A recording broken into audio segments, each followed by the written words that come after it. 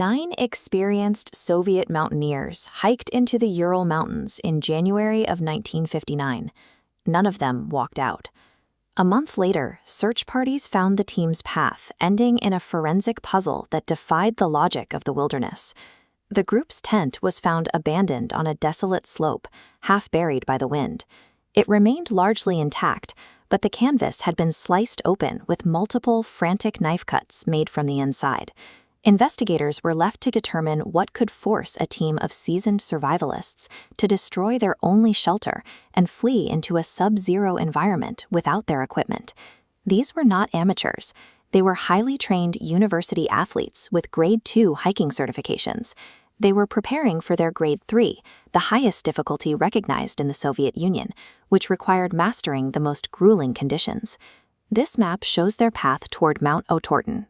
Their preparation accounted for the extreme terrain and the severe alpine weather systems that define the Ural Mountains in winter. But inside the slash tent, the search party found a scene that broke with every protocol. Their heavy winter coats, cold weather boots, and essential survival tools were all found neatly folded and left behind. Abandoning these items is a death sentence in the Russian winter. The decision to leave them suggests that the hikers believed staying inside the tent posed a more immediate threat than the deadly cold outside. The terrified hikers fled downhill into the pitch-black night, moving through the deep snow barefoot or wearing only their socks. They were moving into an environment where the temperature had dropped to -30°C. At these levels, frostbite begins in minutes, and systemic failure follows shortly after. Forensic analysis of the tracks revealed a strange detail. The group wasn't scattering in a blind, chaotic panic. Their footprints showed them walking together in a somewhat orderly formation. This pattern rules out a sudden, overwhelming strike like an avalanche. Instead, the footprints indicate the group maintained a coordinated pace, retreating from the campsite together for over a kilometer. Searchers finally located the first 2 bodies a mile away, at the edge of the tree line near a large cedar. Both were dressed only in their underwear. The cedar tree showed evidence of a desperate struggle for survival.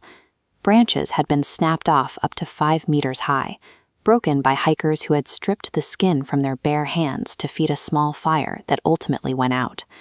3 more bodies were found between that tree and the tent. Their frozen postures showed them positioned on their stomachs, facing up the slope, trying to crawl back to the camp. The fear that drove them out of the tent had been replaced by the realization that they were freezing. Their final energy was spent in a doomed attempt to reach the gear they had abandoned. It took 2 more months for the spring thaw to reveal the remaining 4 hikers, buried under 4 meters of snow in a nearby ravine.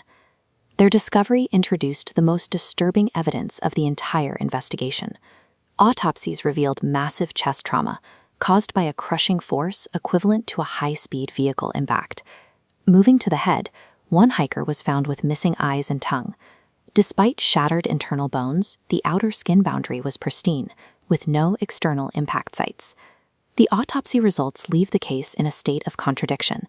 The severity of the bone damage matches the force of a vehicular collision, yet the skin covering those fractures shows no sign of an impact site.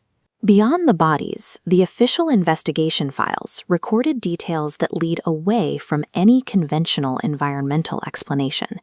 When laboratory technicians tested the hikers' clothing, several items showed measurable, highly elevated levels of beta radiation. This correlates with reports from another group of hikers 50 miles away.